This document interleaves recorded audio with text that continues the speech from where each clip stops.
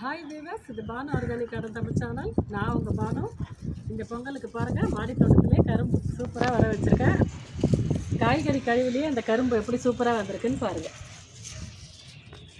ஒரே ஒரு சின்ன துண்டு தான் நட்டு வச்சேன், அதுலேருந்து 4 கரும்புகள் ஃபார்ம் ஆகிருக்கு பாருங்கள். இந்த பொங்கலுக்கு செலவில்லாமல் வெறும் காய்கறி கழிவு உரத்தை மட்டுமே வச்சு ஒரு கார்டனிங் பண்ணுறேன் சிம்பிளாக. அதுலேயே எனக்கு கரும்பும் கிடச்சிருக்கு, மஞ்சளும் கிடச்சிருக்கு பாருங்கள். நான் இதை போகிக்கு ஒரு நாள் முன்னாடி அறுவடை பண்ணுவேன். அறுவடை பண்ணும்போது உங்களுக்கு காமிக்கிறேன். அன்றைக்கி நம்ம நட்டு வச்ச புதினா எப்படி தழிஞ்சு வந்திருக்கு அப்படின்னு பாருங்கள். இந்த பையிலையும் பாருங்கள், புதினா சூப்பராக வந்திருக்கு. இதுலேயே ஒரு கத்திரி நாற்றோ சுண்டைக்காய் நாற்றோ தெரியல, ஒரு நாற்று வந்திருக்கு பாருங்கள். இதை நம்ம மாற்றி வச்சோம் அப்படின்னா கத்திரி செடியாக இருந்தால் சூப்பராக காய்க்கும். பாருங்கள் எவ்வளோ புதினா. இது நம்ம வேறு மண்ணிலேயே விட்டுட்டு கிள்ளி எடுத்தோம் அப்படின்னா தொடர்ந்து புதினா நமக்கு கிடச்சிக்கிட்டே இருக்கும். திருநீற்று பச்சிலை பாருங்கள், ரொம்ப வாசனையான செடிங்க. அது அவ்வளோ வாசனையாக இருக்கும். இந்த இலையை எப்படி பயன்படுத்தலாம் அப்படின்னு நான் உங்களுக்கு ஒரு டிப்ஸு சொல்கிறேன் பாருங்கள். உங்கள் வீட்டில் வயசு பெண்கள் இருப்பாங்க பாருங்கள், 14 வயசுலேருந்து 15 வயசு வரைக்கும் சின்ன பெண்கள் இருக்காங்கன்னா முகப்பரு அந்த சமயத்தில் அவங்களுக்கு நிறைய வரும். அந்த முகப்பரு வரும்போது இந்த திருநீற்று பச்சிலையை கசக்கி இல்லை அரைச்சி இதோட சாரை அவங்க பரு இருக்கிற இடத்துலலாம் போட்டாங்க அப்படின்னா பரு காணாமல் போயிடும். கண்டிப்பாக ட்ரை பண்ணி பாருங்கள். போன தடவை கோவக்காய் அறுவடை பார்த்துருப்பீங்க, திருப்பி பூ வச்சு பிஞ்சு வச்சுருக்கு பாருங்கள். இது அந்த மலேசியன் கோவக்காய் வெரைட்டி, நல்ல நீளமாக இருக்கும் இந்த கோவக்காய். நான் உங்களுக்கு ஷார்ட்ஸ்லேயும் ஷேர் பண்ணியிருக்கேன். எல்லாமே அறுவடை பண்ணிட்டேன். இப்போ திருப்பி இதில் பூ வந்திருக்கு, பிஞ்சு வந்திருக்கு பாருங்கள். வெத்தலை கொடியும் பாருங்கள், நல்ல தளன்னு வந்திருக்கு. வெத்தலை எப்படி பதியம் போடுறது அப்படிங்கிற வீடியோ உங்களுக்கு கூடிய சீக்கிரமே நான் கொடுக்குறேன். நிழல் பாங்கான இடத்துல வச்சிங்கன்னா வெத்தலை சூப்பராக வரும். ஜாதி மல்லி செடியில் நிறைய பூக்கள் பாருங்கள். இது டெய்லி பூத்துக்கிட்டே இருக்குங்க. நித்திய மல்லியும் சரி, ஜாதி மல்லியும் சரி, தினம் பூக்கள் பூத்துக்கிட்டே இருக்குது. நான் உங்களுக்கு எல்லாத்தையும் பறிச்சுட்டு காமிக்கிறேன்.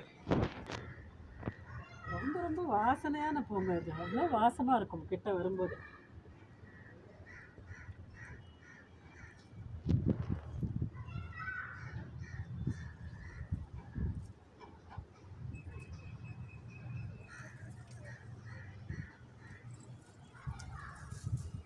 ஏன் பூக்க வச்சு பறிக்கிறீங்க, அரும்பாவே பறிச்சிருங்க அப்படின்னு நிறைய பேர் சொல்கிறீங்க. இந்த மாதிரி பூக்க வச்சு பறித்தாதாங்க நல்ல பெரிய பூவாக நல்லா மலர்ந்து வருது. அதோடு இல்லாமல் இதை எனக்கு செடியில் வச்சு பார்க்குறதுக்கு அவ்வளோ பிடிக்கும். உங்களுக்கு பிடிக்குமா அப்படிங்கிறத மறக்காமல் கமெண்ட்டில் சொல்லுங்கள். பாருங்கள், தினம் ஒரு கை நிறைய பூக்கள் கிடச்சிக்கிட்டே இருக்குது. இன்றைக்கி ஜாதியில் தாங்க எவ்வளோ பூக்கள் இருக்குது. நித்திய மல்லியில் பூக்கள் குறைஞ்சி போச்சு பாருங்கள். இதில் கம்மியாக தான் இருக்குது பூக்கள் இன்றைக்கி. அப்படியே கருவேப்பிலை பாருங்களேன் எப்படி தளன்னு வருதுன்னு. இதை நம்ம கிள்ளி எடுத்துக்கிட்டே இருக்கோம். எல்லா வீடியோலையும் நான் உங்களுக்கு அறுவடை பண்ணி காமிச்சிருப்பேன். எப்படி நிறைய துளுத்து வந்திருக்கு பாருங்கள். நித்திய மல்லியில் நிறைய மொட்டுக்கள் வச்சுருக்கு. இன்றைக்கி பூக்கள் கம்மியாக தாங்க இருக்குது. அந்த பக்கம் கொடியாகவே ஒன்று ஏற்றி விட்ருக்கேன் பாருங்கள், அதில் நிறைய பூக்கள் இருக்குது.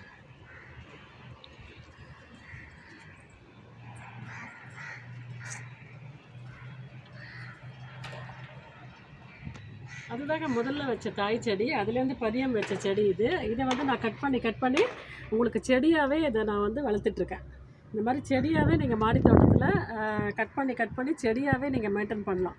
இந்த மாதிரி செடியாகவே வளர்க்கும் போது கூட உங்களுக்கு நிறைய பூக்கள் கிடைக்கும். இதுலேருந்து நான் தினம் நிறைய பூக்கள் பறிச்சிருக்கேன். நீங்கள் இதையும் கண்டிப்பாக ட்ரை பண்ணி பாருங்கள். இந்த ட்ராகன் ஃப்ரூட் கட்டிங் மாடித்தோட்டம் சாட்சி அவங்கக்கிட்டேருந்து வாங்கினேன். சிவப்பு நிற ட்ராகன் ஃப்ரூட் எப்படி படர்ந்துருக்கு பாருங்கள்.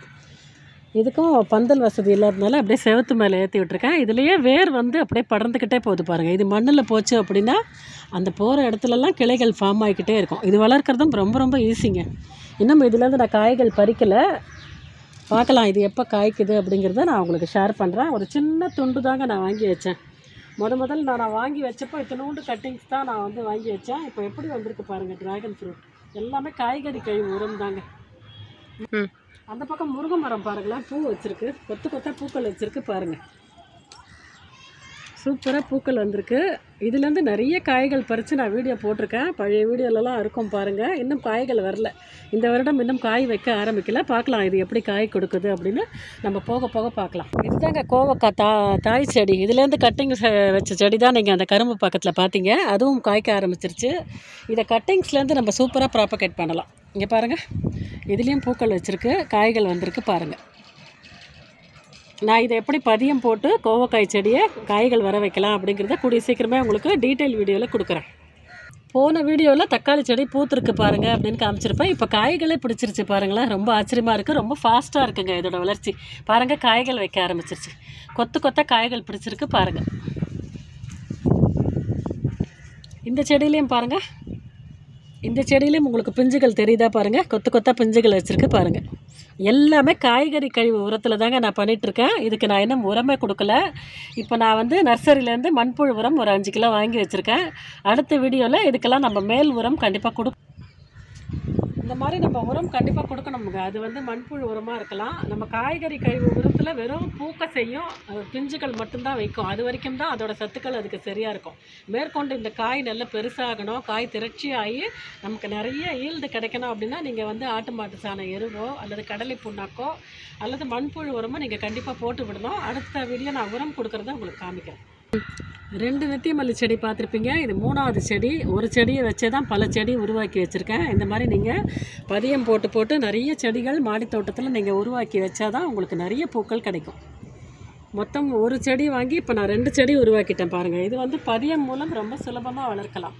இதுவும் நீங்கள் நல்ல திக்கான பென்சில் சைஸ் நம்ம விரல் தடிமன் இருக்கிற கொம்பு எடுத்து ஊண்டி வச்சிங்க அப்படின்னா ரொம்ப சீக்கிரமாக துளுத்து வரும். ரொம்ப சுலபமாக வளர்க்கலாம். நிறைய அரும்பு வச்சுருக்கு பாருங்களா.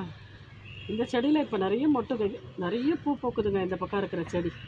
அதாவது ஒரு செடி பூக்கிறது ஸ்டாப் ஆகிடுச்சு அப்படின்னா இன்னொரு செடி பூக்க ஆரம்பிச்சிடும்.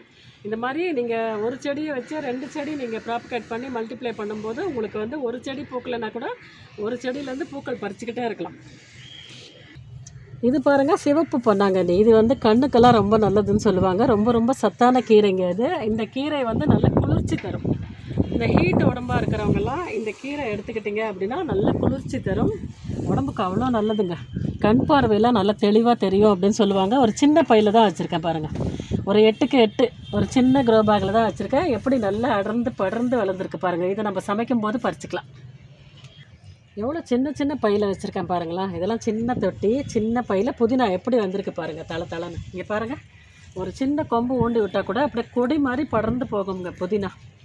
நமக்கு மாடி தோட்டம் வச்சா கீரைகள் ரொம்ப சுலபமாக நம்ம சாப்பிட்லாம். புதினா பாருங்கள், இது புலாவ் பண்ணலாம், சட்னி அரைக்கலாம், எல்லாமே பண்ணலாம். நமக்கு வந்து ஒரே ஒரு கொம்பு ஊண்டி விட்டுட்டு இதில் விட்டுட்டா கூட கொஞ்ச நாள் கழித்து இது இப்படியே கொடி மாதிரி ஓடுது பாருங்கள். இதே கொம்பு இங்கே கிட்ட காட்டுமா, இங்கே பாருங்கள், இந்த பர்பிள் கலர் திக்கான கொம்பு. இதை நீங்கள் வந்து சமையலுக்கு ஆஞ்சி எடுத்துக்கிட்டு இந்த கொம்பையே கொண்டு வந்து நீங்கள் வேறு ஒரு க்ரோ பேக்கில் ஊண்டி வச்சிங்க அப்படின்னா சூப்பராக புதினா கிடைக்கும். அந்த க்ரோ பேக்கில் நான் அப்படி தான் ஊண்டி வச்சுருக்கேன் பாருங்கள். அந்த கீரை பையில் அப்படி தான் ஊண்டியிருக்கேன். நான் சமையலுக்கு நம்ம மாடி தோட்டத்து புதினாவே சமைச்சிட்டு அந்த கொம்புகளை அப்படியே பரவலாக ஒரு 10-15 கொம்புகள் இந்த கீரை பையில் ஊண்டி வச்சுருக்கேன் பாருங்கள். இது நல்லா தழைஞ்சு இந்த பை ஃபுல்லாக அப்படியே புதினாவாக ஆகிடும். அப்போ நான் உங்களுக்கு காமிக்கிறேன், இந்த மாதிரி ஆகிடும். இதுலேயும் அப்படி தான் ஒரு 8லேருந்து 10 கொம்புகள் ஊண்டி வச்சேன். இப்போ எப்படி ஃபுல்லாக புதினா வந்திருக்குன்னு பாருங்கள். அதே மாதிரி அதுவும் வந்துடும். இன்றைக்கி கொஞ்சம் புதினா சமையலுக்கு பறிச்சிக்கலாம் வாங்க.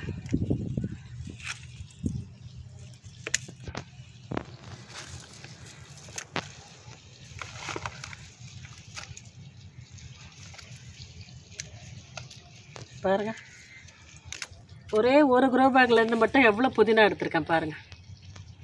இவ்வளோ புதினா பறிச்சிருக்கேன் பாருங்கள்.